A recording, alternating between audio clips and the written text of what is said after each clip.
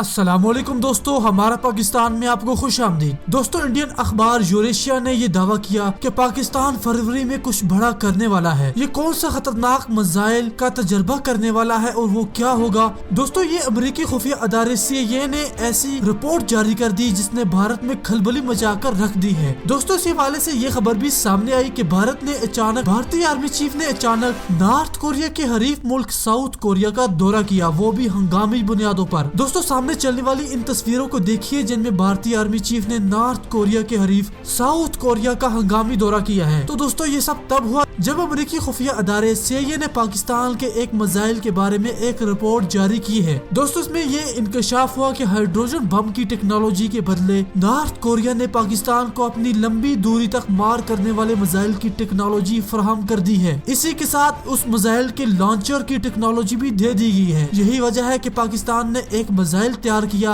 जो तैमूरी मिसाइल या फिर टीपू मिसाइल होगा। CIA के मुताबिक पाकिस्तान फरवरी 2021 में इस मिसाइल का तजर्बा करने वाला है। दोस्तों, इस मिसाइल की रेंज 12,000 किलोमीटर से लेकर 15,000 किलोमीटर तक हो सकती है। भारतीय मीडिया के मुताबिक इसका इंजन रूस के इवान गार्ड मिसाइल जैसा होगा। इसकी खासियत दोस्तों ये है कि अगर से जमीन के दूसरे कोने पर भी फायर किया जाए तो ये खुद रडार को सर्च करके, एयर डिफेंस को सर्च करके उससे बचकर जिग-जैग रास्ता इख्तियार करके वहाँ पर पहुँच जाएगा। ये इतना जहीन मिसाइल है कि इसे अगर फायर किया जाए तो ये आबादी से बचकर पहाड़ों में और सहराओं से सफर करेगा। दोस्तों, ऐसी इंटेलिजेंस रूस के इवान गार्ड मिसाइल में भी है और CIA की रिपोर्ट के मुताबिक पाकिस्तान के मिसाइल में भी ये सब टेक्नोलॉजी मौजूद है। इसलिए इंडिया नॉर्थ कोरिया पर तो इल्जाम लगाते ही जा रहा है, साथ में वो रूस पर भी ये इल्जाम लगा रहा है कि रूस ने भी इवान गार्ड टेक्नोलॉजी पाकिस्तान को दी है या फिर ऐसी टेक्नोलॉजी बनाने में मदद जरूर की है। दोस्तों, वीडियो को जरूर शेयर कीजिएगा और अपनी राय भी जरूर दीजिएगा। अल्लाह हाफिज।